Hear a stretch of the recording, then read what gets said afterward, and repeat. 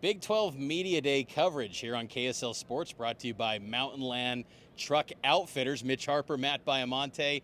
Day one of Big 12 Media Day is in the books, a historic one.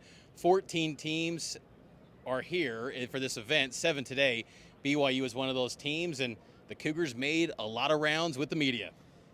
It was a phenomenal day in terms of you just felt the optimism.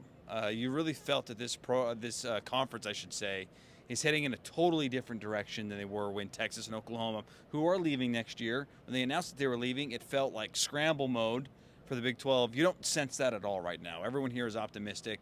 All the opposing coaches, Coach Gundy, Coach Leipold, Coach Sarkisian, he's leaving, but all spoke very highly of the newcomers coming in, and you just really felt that optimism for the future here on day one. Sonny Dykes, TCU head coach, even spoke about BYU's blue-collar mentality, that it's a lot like TCU. So again, to your point, there's a lot of respect, I think, for BYU and the rest of the newcomers here in the conference.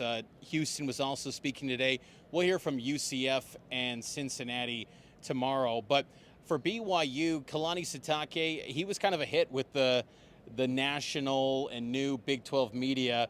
It seemed like a lot of people kind of got to know him for the first time, and I think they really enjoyed catching up with him. And I loved his commentary, too, to the wider media about the mission of the university, the mission of the church. He was not shy about that. I thought that was really unique that he spoke about that in such a public setting, and just the gratitude. He also noted, too, and I think it's worth mentioning to you watching, he acknowledges how hard this is going to be. It's not going to be easy to have success in this conference, especially right away.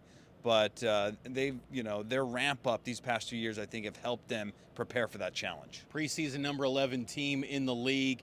And BYU, I think the roster, there's a lot of confidence with these players that were here. Keaton Slovis, Tyler Batty, Ben Bywater, Ryan Rico, even Cody Epps, we caught up with him.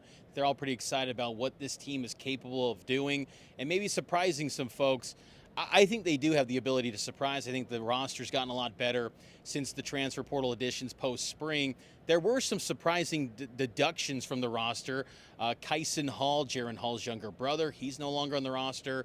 Lasai Latai, some other players, Soljay Mayava-Peters, which was kind of expected. But BYU, attrition is the name of the game, but BYU replenished the roster still with a lot of quality transfers. We'll keep you covered all season long here as BYU enters their first year playing in the Big 12 here on KSLSports.com.